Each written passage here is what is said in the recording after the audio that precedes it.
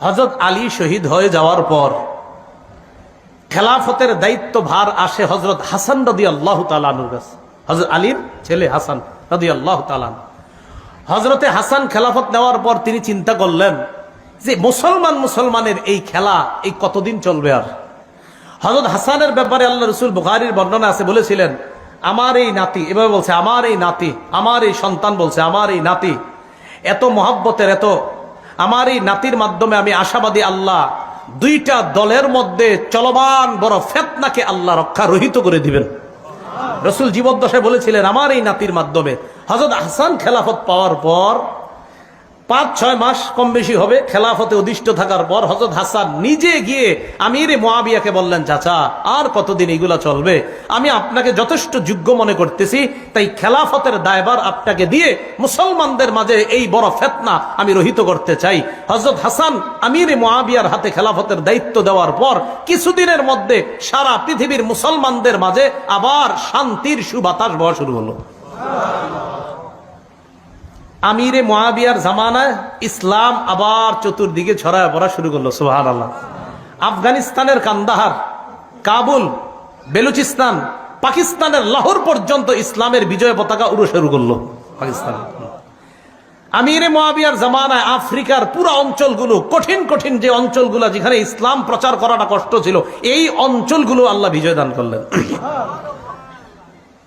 তো বেলুচিস্তান, পাকিস্তানের লাহোর, আফগানিস্তানের কাবুল, কান্দাহার, এগুলা সহ আপনার সুদূর মিশর থেকে মরক্কো পর্যন্ত আপনার ইসলামের জয় জয়কর অবস্থা যখন এইভাবে চলতেছিল, খুব সুন্দর চলতেছে, হযরত হাসান রাদিয়াল্লাহু তাআলা 49 অথবা 50 হিজরিতে হযরত হাসান ইন্তেকালের পর কুফার কিছু জনগণের মাঝে আবার শয়তান সাবাই গোত্ররা খোঁচা শুরু করছে।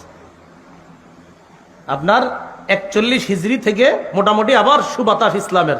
হযরত হাসান যখন আমিরে মুআবিয়ার হাতে খেলাফত দিয়ে দিল, আবার সুন্দর চলতেছে। তো হযরত হাসান ইন্তেকাল করছে 49 বা 50 হিজরিতে। কুফার কিছু লোক ওই সাবাই বা ওই শিয়া বা খারিজিদের চক্রান্তে আবার খোঁচানো শুরু করছে। কয় কি, কয় যেহেতু হাসান মারা গেছে, এক কাজ করা দরকার। কি, হুসাইনরে আমরা চিঠি পাঠাই যে আপনি খেলাফতের যোগ্য, আপনি আসেন।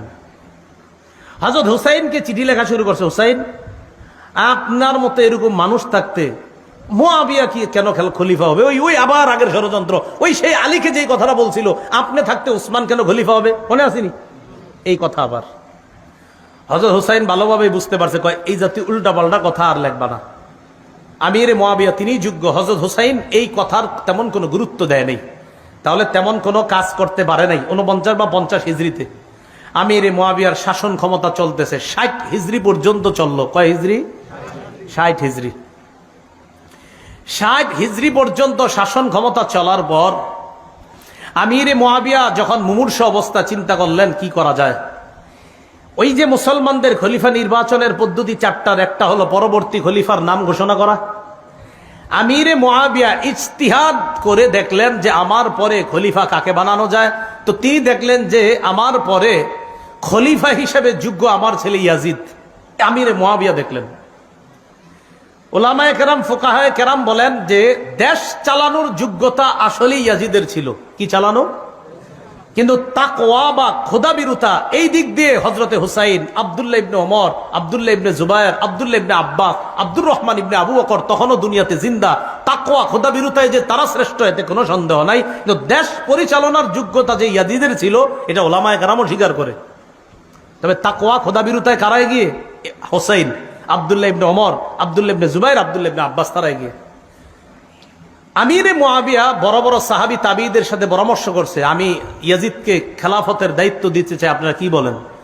তো তারা বলল, হ্যাঁ, দেশ পরিচালনায় ইয়াজিদকে দিতে পারেন। ততদিন পর্যন্ত ইয়াজিদের থেকে কোনরূপ খারাপ কিছু প্রকাশ পায় নাই। তো আমিরে মুআবিয়া পরবর্তী খলিফার নাম ঘোষণা করে গেছে।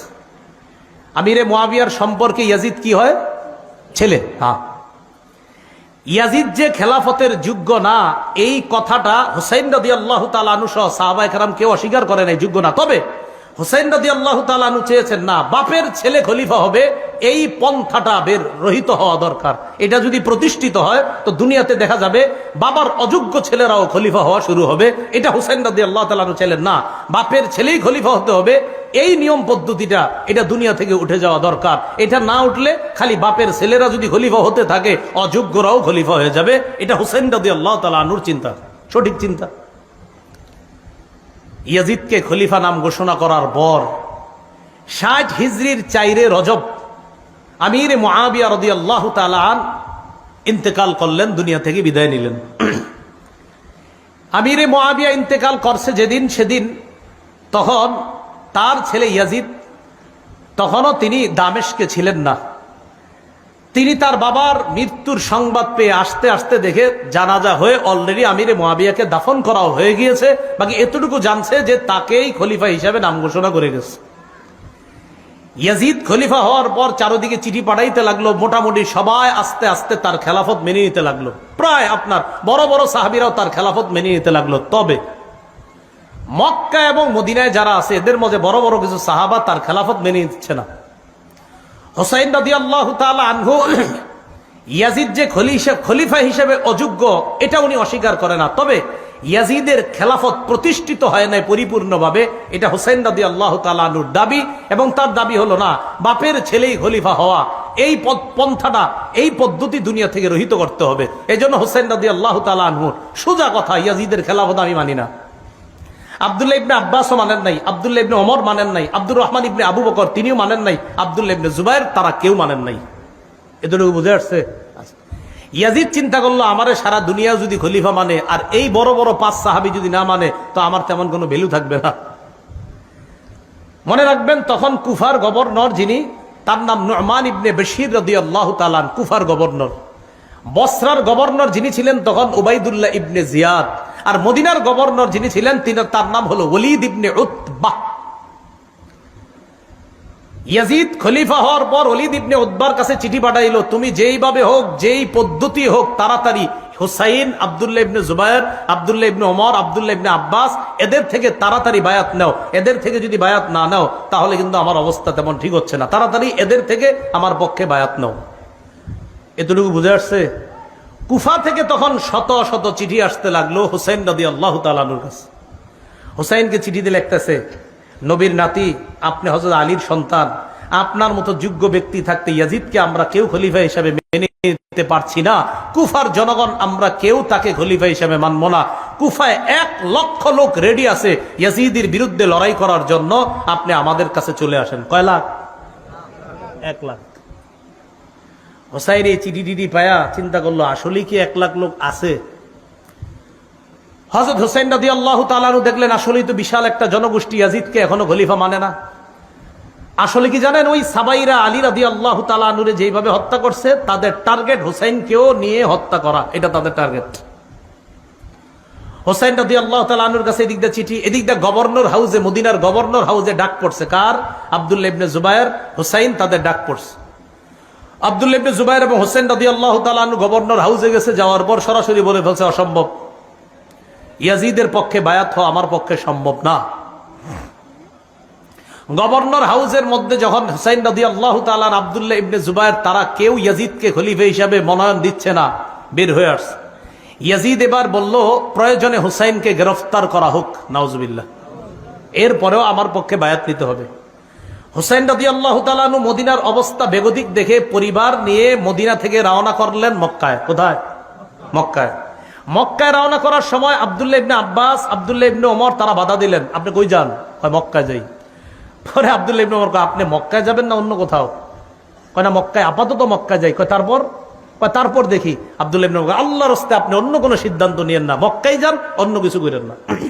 আব্দুল্লাহ ইবনে ওমর বড় আলেম ছিলেন, উনি বুঝতে পারছেন যে হযরত হুসাইনকে নিঃসন্দেহে আবার তার বাবার মতো ষড়যন্ত্রের জালে ফালানোর চেষ্টা করতেছে। আব্দুল্লাহ ইবনে ওমর বললেন আপনি আল্লাহর রাস্তায় মক্কায় যান, অন্য কোথাও যান না। হযরত হুসাইন যে আপনার ওই সাবাই, ওই শিয়াদের ষড়যন্ত্রে আবার পড়তেছে, এটা আব্দুল্লাহ ইবনে ওমর, আব্দুল্লাহ ইবনে আব্বাস বুঝতে পারছেন। আপনারা জানেন আব্দুল্লাহ ইবনে ওমর, আব্দুল্লাহ ইবনে আব্বাস তারা সাহাবীদের মধ্যে বড় বড় সাহাবী ছিলেন। আব্দুল্লাহ ইবনে আব্বাস তো রাইসুল মুফাসসিরিন, মুফাসসিরদের সম্রাট। আব্দুল্লাহ ইবনে ওমর হুসাইনকে জড়াইয়া ধরে লম্বা সময় কাঁদছে, কেঁদে কেঁদে বললেন, কি বলছে দেখেন, ও শহীদ, আপনি মক্কায় যায়েন না। কি বলছে? হ্যাঁ, এটা বলছে। হযরত হুসাইনকে বলতেছে ও শহীদ, আপনি মক্কায় যায়েন না। শহীদ বলে নাই হুসাইন, বলছে ও শহীদ, মক্কায়। মানে হযরত আব্দুল্লাহ ইবনে ওমর বুঝতেই পারছে আপনি নির্ঘাত শাহাদাতের দিকে আগাচ্ছেন। হযরত হুসাইন রাদিয়াল্লাহু তাআলা আনহু বিদায় নিলেন আব্দুল্লাহ ইবনে ওমরের কাছ থেকে। আব্দুল্লাহ ইবনে আব্বাস বলছে কোথায় যান? আপাতত মক্কায়। আপনার অন্য কোনো উদ্দেশ্য আছে? সেখানে গিয়ে সিদ্ধান্ত নিব। আসলে হযরত হুসাইন মনে মনে মোটামুটি সিদ্ধান্ত যে কুফাবাসীর যেহেতু চিঠি আসতেছে, দেখি কুফায় যাওয়া যায় কিনা। রওনা করলেন মক্কায় পরিবার নিয়ে। মক্কায় যাওয়ার পর আব্দুল্লাহ ইবনে ওমর রাদিয়াল্লাহু তাআলা আনহু বড় বড় সাহাবী যারা, তারা বাধা দেওয়ার পরও তিনি মক্কায় গেলেন। ইতিমধ্যে আব্দুল্লাহ ইবনে আব্বাস, আব্দুল্লাহ ইবনে ওমর, আব্দুল্লাহ ইবনে জুবায়ের তারা ইয়াজিদের খেলাফতকে মেনে নিয়েছে। কথা বুঝছেন নি? আব্দুল্লাহ ইবনে আব্বাসও মেনে নিয়েছে, আব্দুল্লাহ ইবনে ওমরও মেনে নিয়েছে। তারা মেনে নিয়েছে কেন? তারা বললেন বিশাল বড় কোনো রক্তক্ষয়ী যুদ্ধের আশঙ্কা থেকে হেফাজতের জন্য আমরা ইয়াজিদের খেলাফত মেনে নিলাম। এরা খেলাফত মেনে নেওয়ার পর হুসাইন রাদিয়াল্লাহু তাআলা আনহু যখন মক্কায় গেলেন, মক্কায় আরো চিঠি আসতে থাকলো, প্রচুর চিঠি। চিঠিতে শুধু একই কথা, আপনি আসেন কুফায়।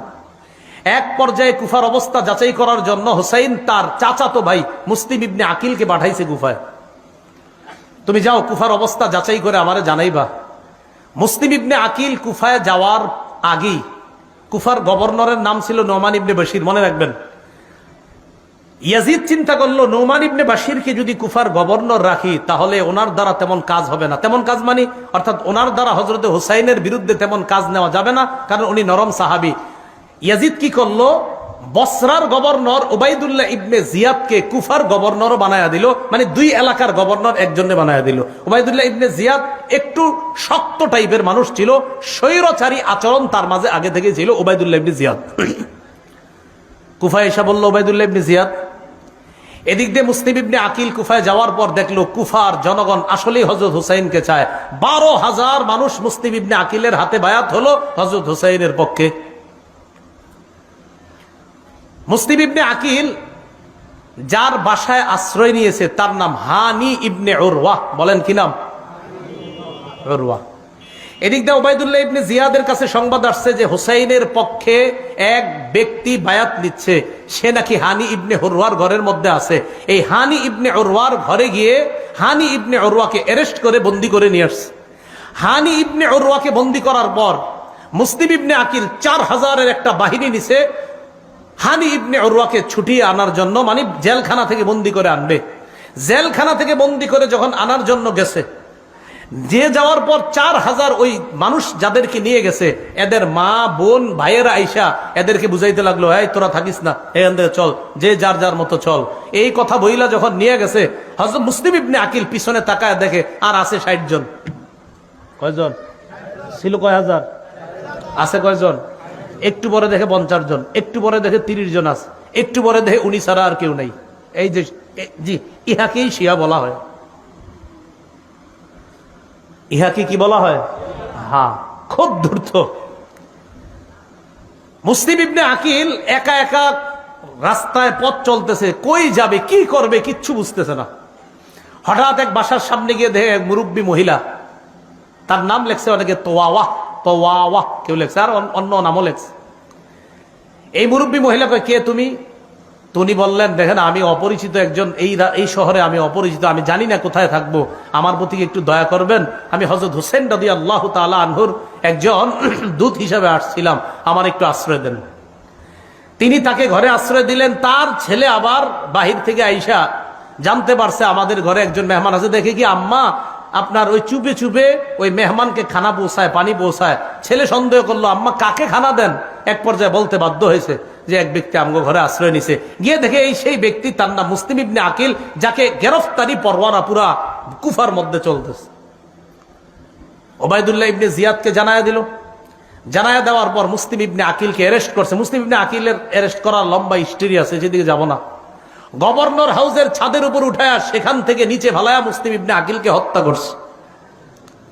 মুসলিম ইবনে আকিলকে হত্যা করার আগে আশআস নামে এক ব্যক্তিকে মুসলিম ইবনে আকিল কানে কানে বলছে, আহারে নবীর নাতি হুসাইনকে আমি চিঠি পাঠাইয়া দিছি কুফায় আসার জন্য, যদি পারেন মেহেরবানি করে আপনি তাড়াতাড়ি খবর পাঠান নবীর নাতি হুসাইন যেন কুফায় না আসে।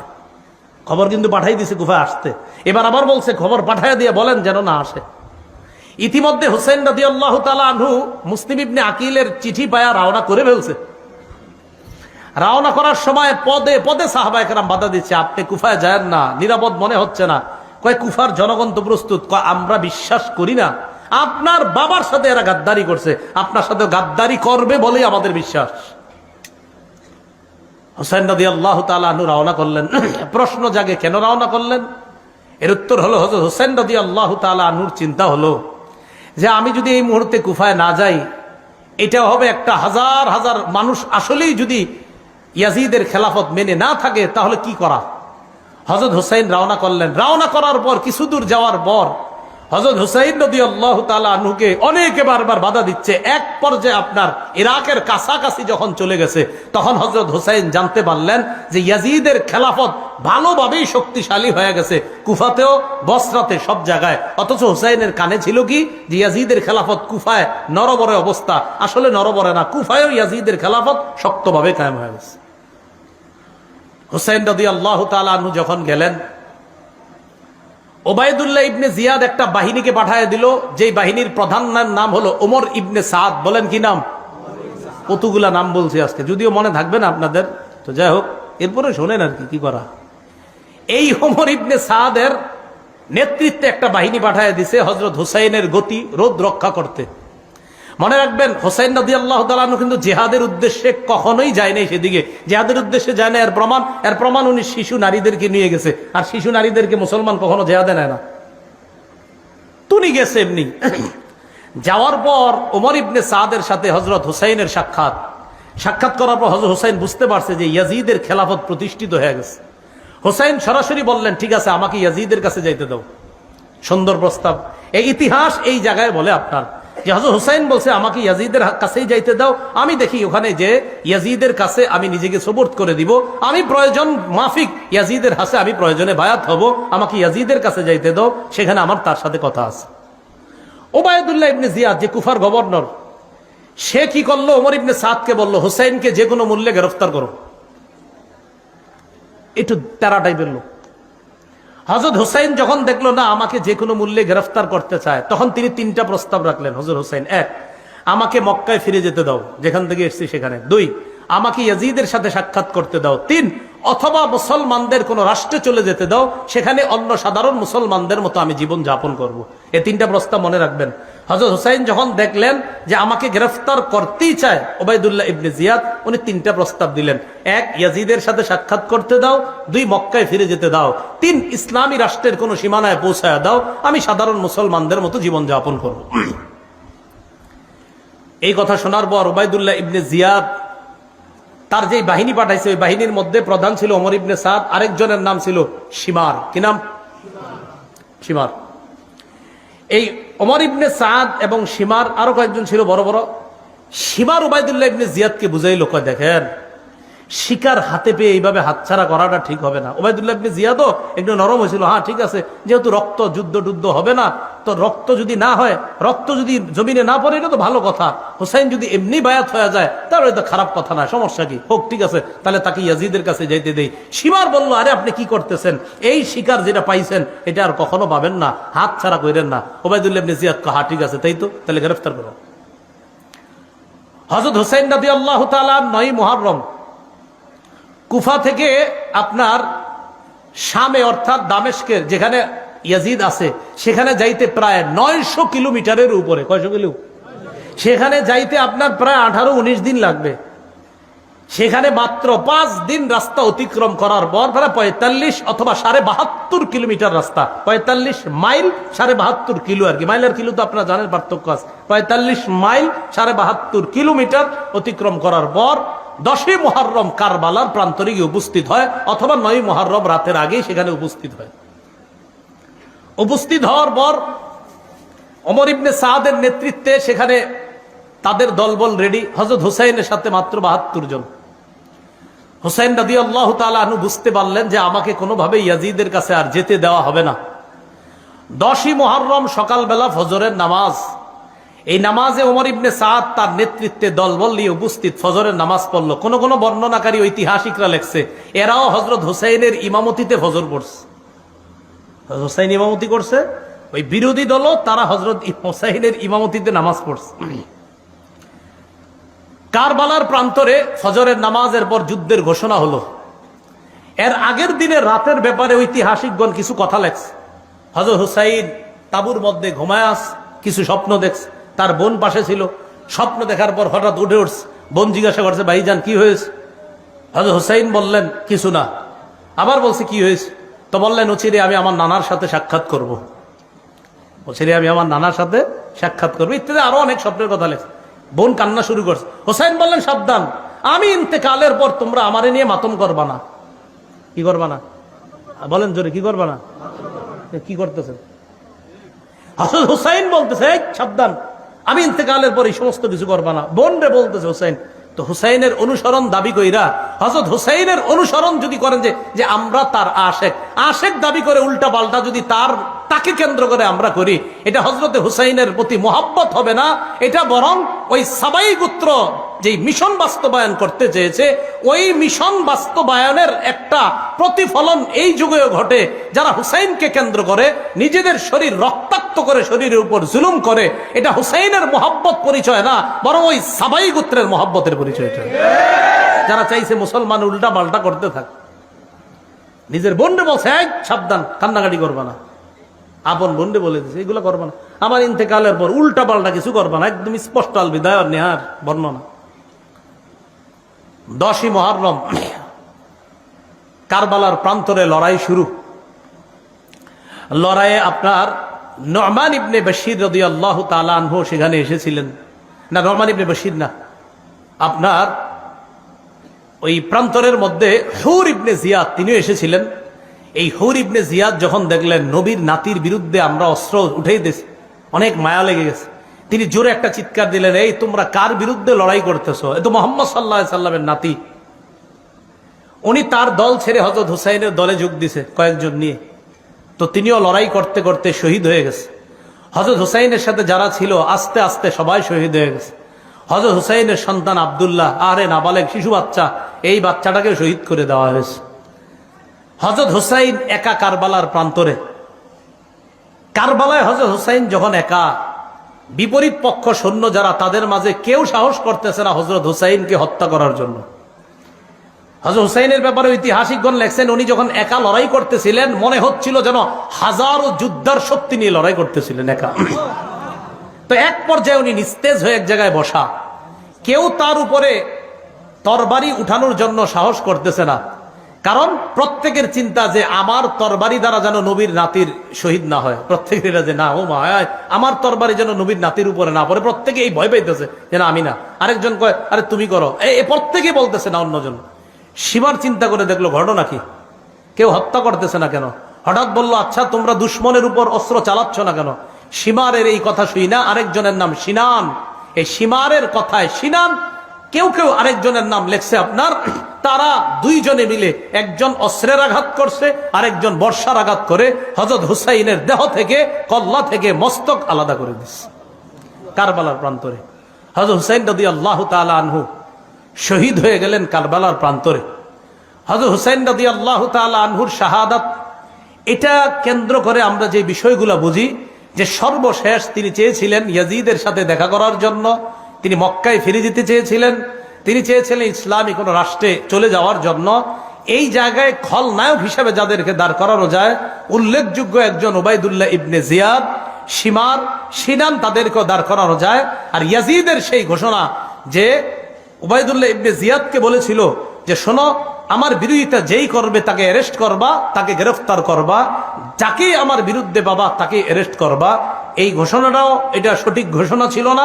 উবাইদুল্লাহ ইবনে জিয়াদের যে ঘোষণা যে হুসাইনকে কোনোভাবেই ইয়াজিদের কাছে পৌঁছতে দেওয়া যাবে না, এটাও ছিল অনেক বড় অন্যায়। এইভাবে আপনার মুসলমানদের এই যে রক্তে রঞ্জিত হওয়ার খেলা, সেই খেলা যে শুরু হলো, মুসলমানদের এই ইতিহাস ঐতিহ্য নষ্ট করার পিছনে মূল কারণটা কি? আমরা যে কারণটা জানলাম সেটা হলো খেলাফত ব্যবস্থাটা ধ্বংস করা। আর খেলাফত ব্যবস্থা ধ্বংস করলো কিভাবে? দেখলো মুসলমানদের একতা, এই একতা নষ্ট যারা করলো, ওই তারাই মুসলমানদের হাতে মুসলমানদের রক্ত রঞ্জিত হওয়ার ইতিহাসটা রচনা করছে। মুসলমান কখনো মুসলমানকে অস্ত্র চালাইতো না, ওই সাবাইরা এটা শুরু করলো।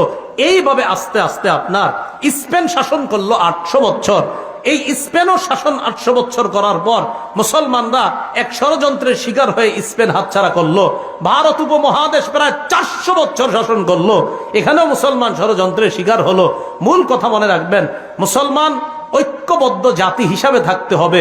তৃতীয় পক্ষের ষড়যন্ত্রে মুসলমান যখনই কান দিবে তখন মুসলমান বিপদে পড়বে। মুসলমানদের একতা নষ্ট হয়ে গেলে তখন এই মুসলমানদের বিজয়ের পরিবর্তে পরাজয়ের গালি গ্রহণ করতে হবে। এই জন্য আমরা সবাই আজকের ইতিহাস